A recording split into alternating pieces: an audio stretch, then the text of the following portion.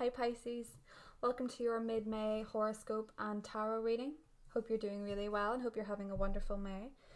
The new moon in Gemini on the 22nd is supported by Saturn, and for you this new moon in Gemini occurring in your sector of privacy, your sector of security, and being supported by your 12th house, by your subconscious desires, your dreams, your triggers. The support is there to help you heal something very significant. And now we know that new moons are very much to do with new starts, new beginnings. And as we realize that new beginnings and endings are completely connected and inseparable, particularly as it's supported by your 12th house of closure, you're beginning a journey that feels very, very beneficial to your well-being, to your sense of self, to your sense of peace, to your sense of security, particularly if you have been suffering in terms of family or in terms of trauma. It's very supportive for you to be beginning a journey that makes you the best version of yourself. At the same time, of course, Venus is square Neptune, your ruler, in your sign. Mercury is also squaring Neptune in your sign. That energy will not be as long lasting. So if you feel like you're not quite communicating yourself, communicating the way that you really feel in some areas, don't forget that the energy of Gemini, of your childhood trauma, of your problematic family dynamics, your sense of security, your sense of safety, while it's being triggered in your sector of love, your sector of, the planet of love, the planet of money, all that triggering to your first house may make you feel quite insecure in some ways. It's asking you though at the time to be patient. Retrograde energy, as Venus is not always giving us the correct picture. It's giving us the motivations. It's giving us the desires. It's giving us the subconscious motivations. And for you in the first house, you may feel like you can fix everything if only you were different, if only you adjusted, if only you were better at this, if only you were smarter than this, if only you were more attractive, whatever it is that is this unhealthy, unlikely. In fact, I would go as far to say it's not the reality whatsoever. But these triggers are there to see where they're coming from, to reveal where you need to do some inner work in order to have better relationships, better dynamics, and a healthier sense of well-being. If you've felt thrown off the horse in terms of your connection with the universe, with the divine, with yourself, it is okay. That will not last forever. But there are some beautiful things occurring in the sky too, particularly on the 17th, this really auspicious trine between the Sun and Jupiter, the Sun being in Taurus, Jupiter being in Capricorn. Capricorn, Jupiter being your wish fulfillment sector. And the Sun being in Taurus, your third house of communication. Ask and you shall receive. That sounds nice. 17th of May, Pisces, ask and you shall receive. There is complete freedom. As long as you know what it is that you want, it could happen very quickly. Write it down. Make it a reality. Visualize it. Ask for it. Tell somebody what you want. Whatever it is that you verbalize, you can bring so closely to you and into your vibration. And then when we get to the new moon in Gemini, you feel very much ready to study what it is that you need to study, to look into what it is that you need to know, to trust that the universe has been keeping things from you in order to make you discover yourself. What is hidden could very well be revealed. It might not necessarily always seem like the truth, so be careful. You're a very intuitive sign. I would go as far to say that you're probably the most intuitive sign. It's in your nature. It's in your psyche. But oftentimes you can get very lost because people are telling you who you should be. People are telling you who you are, and sometimes you can believe it. You can find a Pisces in any environment. And it's not always necessarily the right one. In fact, sometimes Pisces, I find themselves in the wrong environment just because of their family dynamic. And with the 4th house energy, the true node being there, particularly the conjunction between Mercury and the true node on the 28th, untapped potential, your true calling, who you need to be, and how you've been acting to impress your family or follow a particular path, follow in people's footsteps, all of that comes out of the water, and you are very, very, very aware of what is wrong and how to fix it. And so we look into your cards and see what we've got for the beautiful Pisces. Ooh, Wheel of Fortune. As I say, on the 17th, Pisces, make a wish, because fate will smile on you.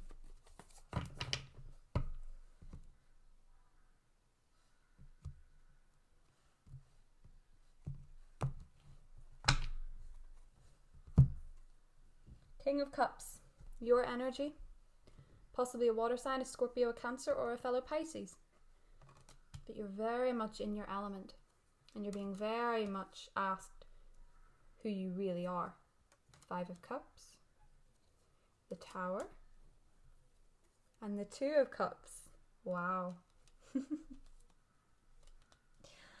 You're being very much asked who you are and how you love. And underneath, 7 of Pentacles. Ooh.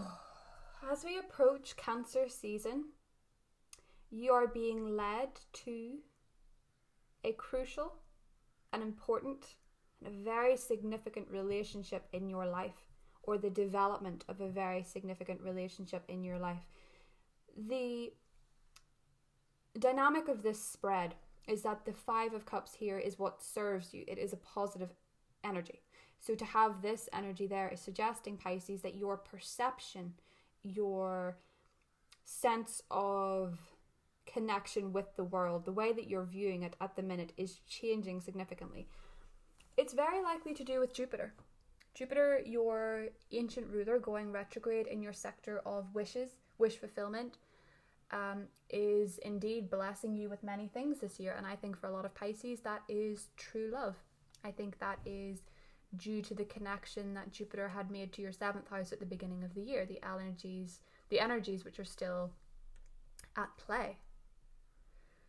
The 5 of Cups in your positive position only emphasizes the 2 cups that are still standing, and amidst the rubble of the development, the falling away of old paradigms and old belief systems, you may feel very chaotic. You may feel very uncertain. And you will be very, very happy and very heartened to know that somebody is still there when you have this falling apart. For many of you, of course, with Venus retrograde, it is the reappearance of somebody that you could not forget, somebody that was someone you loved very, very, very much, and that you did not think could crumble. For those of you that are in relationships that have been tested significantly by Venus retrograde, I think you'll be very happy to know that love is in your future. It is there for you. A connection that runs much deeper and that surpasses this tower moment where everything feels very shaky, very uncertain, and the foundations are not laid properly. There is somebody helping you to rebuild it. And that could be somebody new. That could be somebody who feels like a very sensitive and understanding person of your nature. They don't want to shape you. They don't want to change you. Anyone will shape a Pisces if you let them, though. It is this emotional osmosis. But this is somebody that wants to meet you as an equal. And if it is work that you seek all these changes in, of course, as a Pisces, the Cups energy makes sense because you are emotionally in whatever it is that you do. Be careful that you are not putting your emotions into an environment that is chipping away at you, that you cannot possibly fit in forever. I mean, you could for sure twist and contort yourself to fit in anywhere. That's what Pisces do. But it's not necessarily what you should do. the thing that you need to be doing that becomes very clear, and I think for a lot of you it isn't what you're doing now in terms of your work, because I feel like you need to put a bit more work into it and have a bit more trust.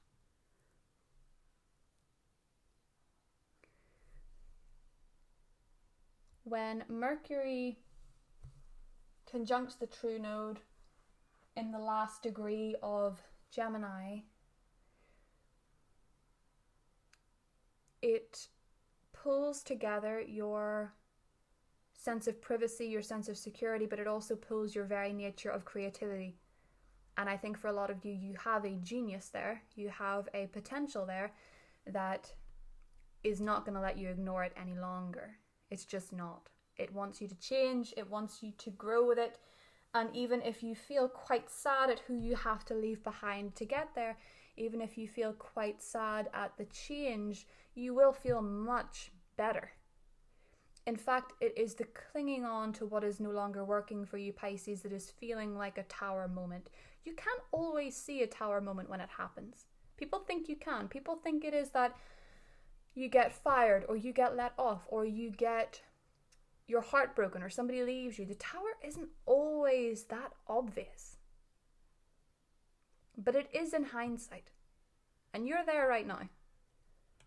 Whether you acknowledge it or not, you're having a tower moment because you cannot ignore the feelings anymore. You cannot ignore these downloads that you're getting. And if it is because you're falling in love with somebody, you can't ignore that either.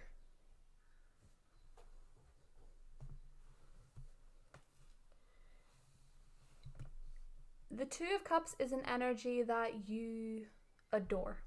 Be it in love, be it in work, be it in family. I think for a lot of you, if there is another water sign in your family, a Scorpio, a Cancer, a Pisces, the healing of that rift is what will be your Two of Cups moment. If it is an old love who is a water sign that could never get over you, or you could never get over them, I feel that there is potential for that reconnecting. For some of you, it is an Aries. For some of you, it is an air sign, a Libra, Gemini, Aquarius. And for some of you, all you need to know is that somebody is sorry. And that somebody was as distracted by the things in their life that was not working as you are now, and you can understand that. For others of you that are dealing with someone who has had significant trauma, who's had significant pain, you understand them and you're patient with them until they are there. And I'm not saying that's a long time thing. I'm not saying it's somebody who ghosts you and reappears. I'm not saying anything like that. All I know is that whatever this is very connected, and it's very, very beautiful energy. This tower moment that is your challenge is very much related to the planet Mars, which is of course in your sign. And to have Mars and to have your ruler in your sign, Pisces, means that you're putting your energy into yourself. That's what the King of Cups is all about. It's putting your energy, it's putting your resources, it's putting your best foot forward. It's feeling connected with yourself. It is discovering yourself, and it is pushing yourself through the tower moment, through the feeling that you're just not doing this anymore. That you're just not going to be that fish in that pond.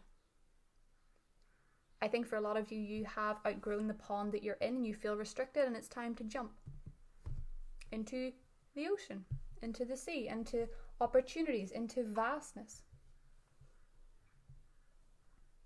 And that is where you discover that no matter what you do, no matter where you go, if it's in true alignment with who you are, if it's truly who you're meant to be, the right people stick around. I think Pisces oftentimes get stuck in this dynamic of, I can't make this move because they won't like it. And oftentimes it's more to do with self-sacrifice, is where you feel like your purpose is. But the truth about Pisces is that you know everything's connected. And just because it is connected, you are connected to people, you feel things so deeply, does not mean that you have to self-sacrifice yourself. And there we begin again with the Aries energy, which is all about the self. As we get to Cancer season, the focus becomes so romantic, so dreamy, so in love. And it's an energy that lasts throughout the rest of the year, because in August, Venus will move into Cancer and carry the gauntlet for romance and creativity in your life. Fifth house energy is something that Pisces understands because it is so creative. It is so heart-centered. This is beautiful. I love you guys very much. Have a wonderful remainder of May, and I will see you in June for Gemini season. Bye, Pisces.